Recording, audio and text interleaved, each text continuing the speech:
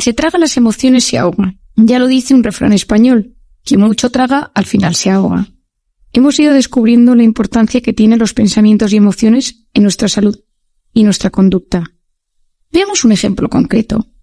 Si alguien te dice, por ejemplo, vas horriblemente vestida, puedes reaccionar de diferentes maneras. La primera es que tú digas, pues tú sí que eres horrible. La segunda es que te lo tragues por dentro y te quedes dándole vueltas por la tarde o por la noche, un poco angustiado por ese ataque que has recibido. La tercera es ignorarlo, como si no lo hubieras escuchado. Y la cuarta es responder algo tipo, pues a mí me gusta, siempre he tenido gustos originales y distintos. Cada respuesta tiene un impacto diferente en el cuerpo, en cada célula y en la mente. En el primer caso, cuando uno responde de forma impulsiva, directa o un poco agresiva, quizá parece que el organismo se altera, pero acabó perdiendo amigos y rompiendo y dificultando las relaciones personales. La segunda y la tercera, donde bloqueo, me enferman. Estoy silenciando y bloqueando emociones negativas y eso tiene repercusión sobre mi salud física y psicológica. La última respuesta es la más sana. No siempre es posible actuar y responder de la mejor manera posible. A veces la propia personalidad o las circunstancias nos hacen actuar de la forma inesperada o inadecuada y solo somos conscientes de ello tiempo después. Muchos han vivido en una sociedad que les ha incitado a bloquear o anular las emociones. Esto se debe a que parece que sentir o emocionarse es un signo de debilidad o de falta de fortaleza. Incluso en ocasiones parece que resulta inadecuado y poco apropiado expresar lo que uno siente, sobre todo si tiene un componente emotivo.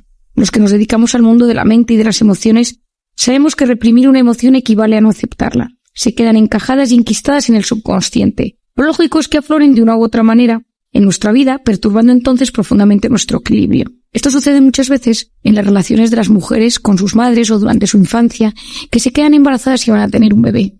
Los embarazos, los partos y los pospartos son momentos de enorme vulnerabilidad a emociones reprimidas. Si uno guarda lo que siente por miedo a lo que piensen los demás, por temor a quedar en ridículo o por incapacidad para expresarlo, eso termina causando un daño. Las emociones se acumulan y nos perjudican. Son como sombras que perturban nuestro cuerpo y nuestra mente. Aprende a expresar tus emociones. Cuando uno no es capaz de hacerlo, a veces espera que sea la otra persona la que se dé cuenta del daño cometido. La realidad es que la mayoría de las veces los que juzgan, critican o hieren no lo hacen con maldad. Incluso ignoran el daño que causan a otros. Existen personas que disfrutan ofendiendo y agraviando a otros, pero son los menos. En estos casos hablamos, por ejemplo, de personas con trastornos de personalidad severos. Por otro lado, existen personas con alta sensibilidad y vulnerabilidad a los comentarios y actos de otros. Poseen una piel psicológica excesivamente fina y hay que tratarlas con esmero porque a la mínima se sienten ofendidos. Si no expresamos cómo nos sentimos, existe una gran probabilidad de que la persona que tengamos enfrente no sea consciente del daño que nos causa. Las mujeres en general somos más sensibles que los hombres y al darle a todo más vueltas sufrimos más, con el agravante de que en muchos casos nuestras parejas, por falta de tiempo, atención o aptitud o todas ellas unidas, no saben leer los sutiles signos externos con los que a veces intentamos comunicarnos. Los hombres suelen ser menos emotivos y más prácticos. Es cierto que toda etiqueta es un reduccionismo, pero suele suceder así. ¿Y qué pasa entonces con esas emociones reprimidas? Vuelven por la puerta de atrás en algún momento en forma de enfermedades físicas o psicológicas. Consideramos personas neuróticas aquellas que al no haber sido capaces de manejar sus emociones de forma sana, se quedan enquistadas en el pasado. Se machacan por eventos, pensamientos, sentimientos no superados o mal digeridos y eso transforma su carácter en algo enfermizo y desgastante. Mucha gente no entiende que llorar es algo muy positivo en algunas circunstancias. Es decir, nosotros somos la única especie que lloramos por motivos emocionales. Cuando alguien observa a otro llorar es frecuente que se activen en el interior del observador emociones o conductas prosociales que le llevan a empatizar con él. Por lo tanto, cabe pensar que en algún momento de la historia, en la evolución del Homo sapiens, las lágrimas se transformaron en una forma de expresión del estado emocional de la mente. El cuerpo produce más de 100 litros de llanto al año de media. Si pensamos en todas esas personas que no recuerdan la última vez que lloraron, existen para compensar a otros que lloran litros y litros de lágrimas. Existen 3 tipos de lágrimas: las basales, que mantienen la hidratación del ojo. Luego existen las protectoras, que brotan ante agresiones físicas, motas de polvo o gases, y luego las emocionales. Y ese llanto de tipo emocional se activa cuando el organismo percibe un estado de alerta, de tristeza, de angustia, de peligro, y envía las lágrimas a los ojos como reacción ante ello. De igual modo se produce un aumento del ritmo cardíaco y un sonrojo de las mejillas. William Frey, el investigador, estudió hace unos años el componente bioquímico de la lágrima tras llorar de forma intensa por angustia o tristeza. ¿Y sabéis lo que encontró? Niveles elevados de cortisol. Esta es la razón por la cual, tras un ejercicio de llanto, uno se siente liberado. Descarga tensión y desasosiego al deshacerse de cantidades importantes de cortisol. ¿Qué pasa si bloqueamos las principales emociones. Cuando las emociones se transforman en enfermedades físicas, estamos ante lo que se denomina enfermedad psicosomática. Psique, mente y soma, cuerpo. Una enfermedad psicosomática es una afección que se origina en la mente, pero desarrolla sus efectos en el cuerpo. Cuando una persona pasa por una situación de vergüenza o de bochorno, se enrojecen sus mejillas. Es un acto involuntario y no se puede alterar de forma consciente. En una discusión entre dos personas, puede subir la presión arterial. Antes de una conferencia, un examen, una exposición, uno puede sentir taquicardia o hiperhidrosis, eso es sudar en exceso. Gente que sufre de estrés crónico, ansiedad o depresión, en un porcentaje alto padece síntomas físicos, migrañas, dolores de espalda, contracturas, alteraciones gastrointestinales o vértigo, mareos, hormigueos. El problema surge cuando la enfermedad que se instala en el cuerpo es de mayor gravedad, desde gastritis, úlceras, enfermedades neurológicas u oncológicas. No olvidemos algo muy importante. Mucho antes de enfermar, el cuerpo nos ha ido mandando señales de alerta en forma de molestias, debilidad o dolencias.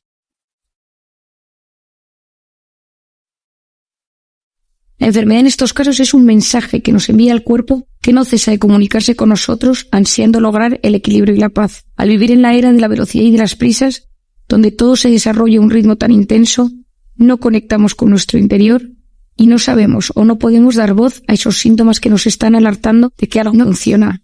Esos indicadores son fundamentales para evitar la enfermedad o al menos frenar el empeoramiento de los síntomas. El cuerpo posee una doble función. Por un lado, escucha todo lo que dice nuestra mente y por otro lado nos habla a través de dolores, molestias, inquietudes o trastornos.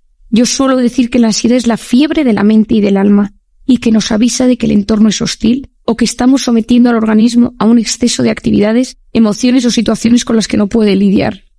Por lo tanto, esos procesos de molestias o dolores, cada uno conoce los suyos, nos piden a gritos que tomemos conciencia de lo que nos está perjudicando, de lo que está suponiendo una amenaza o de algo que resulta un exceso para el cuerpo y para la mente. Por tanto, ignorar las señales es el primer paso hacia la debilidad y el desequilibrio de nuestra salud.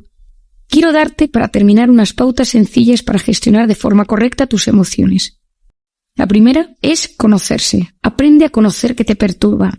Cuando alguien bloquea sus emociones desde siempre, será más difícil profundizar en el origen de ciertos problemas. En cualquier caso, inténtalo, lee y acude a personas que puedan ayudarte.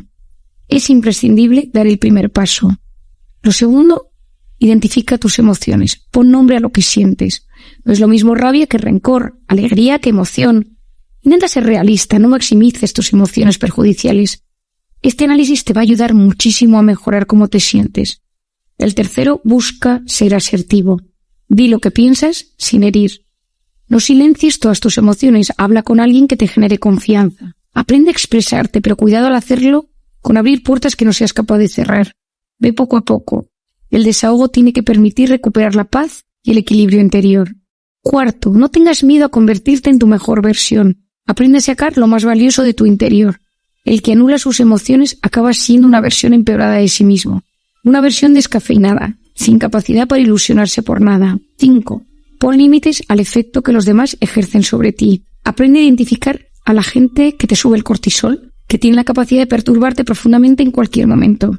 No es posible que todo el mundo te altere, y debes intentar mantener a los que lo hagan, pero también conocerte bien para saber que a veces son personas que te sacan de tu zona de confort o que quizá eres excesivamente sensible. Ser capaz de mejorar el manejo de nuestros pensamientos y la gestión de nuestras emociones tiene un enorme potencial para controlar el nivel de inflamación del cuerpo y nuestro estado de ánimo.